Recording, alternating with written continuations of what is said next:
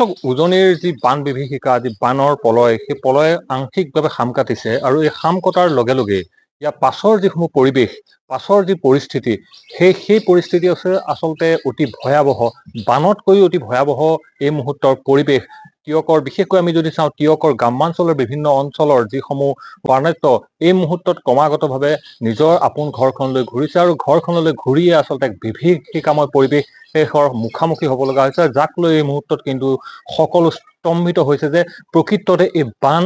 কিমান ভয়াৱহ আছিল এই বানে কিমান ক্ষয় ক্ষতি কৰিছিল এই বানে কিমান কোবাই গৈছিল এইসকল বৰ্ণাঢ্যক আৰু এই মুহূৰ্তত যদি আমি এখন তেনে ছবি দেখুৱাব বিচাৰো আপোনালোকৰ সকলোৰে আচলতে হৃদয় কঁপি উঠিব এইটো স্থান হৈছে তিয়কৰ বনাই ৰবি বৰুৱা গাঁৱৰ এখন বিশেষ গৃহত উপস্থিত আছো আৰু এই যিটো পৰিয়াল এই পৰিয়ালটো এগৰাকী মাতৃ আৰু দুগৰাকী আচলতে জীয়ৰীৰ সৈতে অকলে এইখন ঘৰত আচলতে বাস কৰে আৰু যি বলীয়া বান নিমিষতে অহা এই বলীয়া বানে আচলতে প্ৰায় 15 মিনিটৰ ভিতৰতে এই ঘৰখন সম্পূৰ্ণৰূপে তছনছ কৰি নিছিল এই ঘৰখনৰ যদি আপোনালোকে চাই যোৱা কালিলৈকে প্ৰায় ইমানলৈকে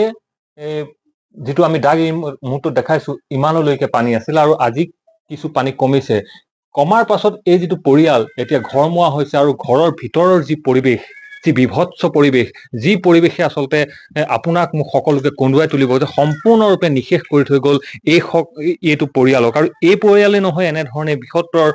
যি উজনিৰ যিসমূহ বানাৰ্তসকলৰ প্ৰায় সকলৰ পৰিয়াল কিন্তু এনেধৰণে আজি তাৰিখত নিশেষ হৈ গৈছে মই এই পৰিয়ালটো আছে কিছু কথা মই জানিম কেনেকুৱা ধৰণৰ চব যি পলয় এই পলয় মুখামুখি আমি সকলো হলো পলয়ৰ পাছৰ যি পৰিৱেশ আচলতে কি কব এই মুহূৰ্তত কেনেধৰণে এইসমূহ আহি কি পালে মানে বাকী একো নাথাকিল লগত মা আৰু ভন্টিহে থাকিল বাকী চবেই শেষ মানে আমাৰ কিতাপ পত্ৰৰ পৰা আদি কৰি বিশেষকে ঘৰখন শেষ হ'ল মানে শূন্য হৈ পৰিলো আৰু আমি বহুত বছৰ আগলৈ আকৌ উভতি গলো কেনেকৈ আকৌ নতুনকে আৰম্ভ কৰো নাজানো বিশেষকে মই কম্পিটিটিভ এক্সামৰ কাৰণে প্ৰিপিয়েচনহে কৰি আছিলো কিতাপ পত্ৰ বেলেগৰ পৰা আনি এনেকে গোটাই থৈছিলো সেইখিনিও উটি গ'ল এয়া অলপ তিতিও গ'ল মানে আকৌ কেনেকে শূন্যৰ পৰা আৰম্ভ কৰো সেয়া নাজানো আৰু কি বচাব পাৰিলে আচলতে কি হেৰুৱালে নহয় কি প্ৰকৃততে বচাব পাৰিলে বচাবলে বুলি ক'লে মাক আৰু বাকহে বচাব পাৰিলো মানে আমি হঠাৎ পানীটো গুচি আহিলে যেতিয়া আমিতো ওলাবই লাগিব মানুহকেইজনী চবেই কৈছে তহঁতি বস্তু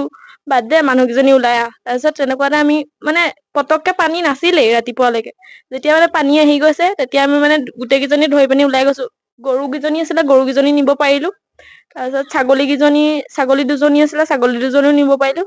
তাৰ বাদ বাকী আমি মায়ে যেতিয়া মানে 10,000 দিছিলে যে গোটৰ ফালৰ পৰা তেতিয়া মানে অলপ কুকুৰা পুহিছিলে সেই কুকুৰা খিনিও মানে আমি আনকি বচাব নোৱাৰিলো সেইখিনি মানে চব গ'ল দেউতাই এতিয়া কাঠ থৈ দিছিলে ঘৰ বনাবৰ কাৰণে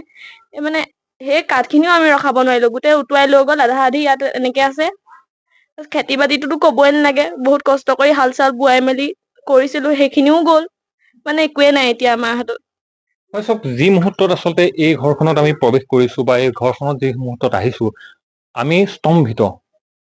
পৰিয়ালটো চলিবৰ কাৰণে যি মুঠি চাউল আচলতে উলিয়াই থৈছিল সেই চাউল সম্পূৰ্ণৰূপে এই মুহূৰ্তত নিশেষ হৈ গ'ল যিটো হেঁপাহৰ ভঁৰাল সেই হেঁপাহৰ সোণগুটি ভঁৰালটো এই মুহূৰ্তত সম্পূৰ্ণ শেষ হৈ গ'ল বাৰীৰ তামোল পাণৰ পৰা আদি কৰি প্ৰতিজোপা গছ এই মুহূৰ্তত নিশেষ হৈ গ'ল সকলো সপোন আচলতে চাৰখাৰ হৈ গ'ল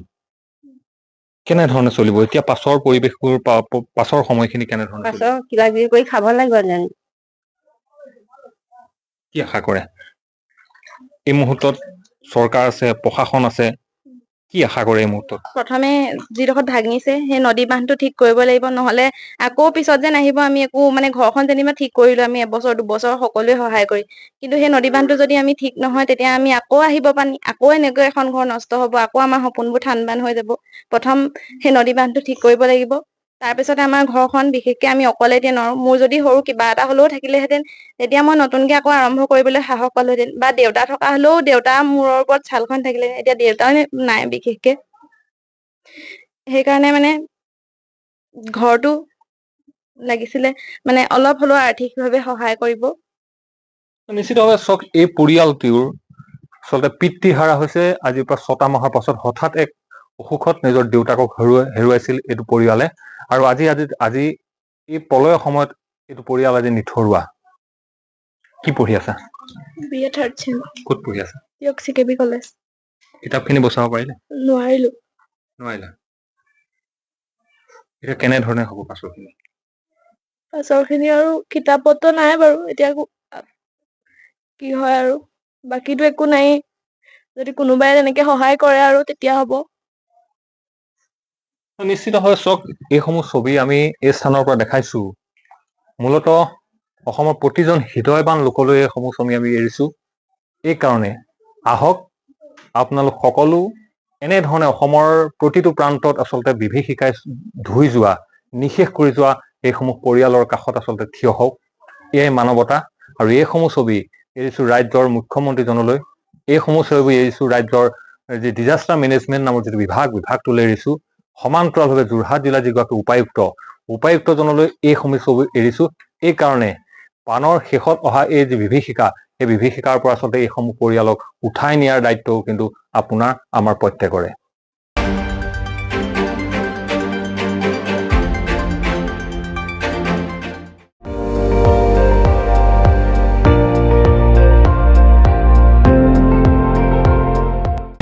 আপুনি চাই আছে ND24 সৰ্বশ্ৰেষ্ঠ নহয় সৰ্বোত্তমৰ দৌৰত।